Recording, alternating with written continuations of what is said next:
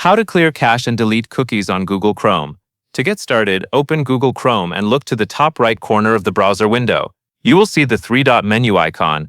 Click that three-dot menu to open the main Chrome options. This is where Google keeps most of the browser controls, so it is a good place to remember anytime you need to change settings or troubleshoot. Next, you are going to choose the option for deleting browsing data. Depending on your Chrome version and layout, you might see it listed as Delete Browsing Data right in the menu.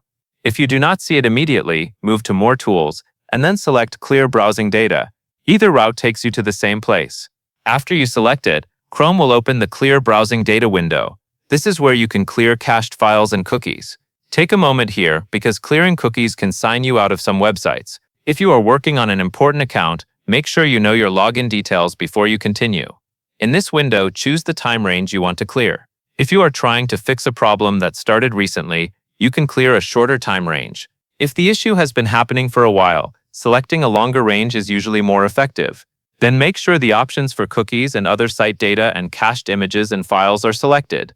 These are the two items that match what we are doing in this tutorial. Finally, confirm the action to clear the data. Chrome may take a few seconds to finish, especially if you have not cleared it in a long time.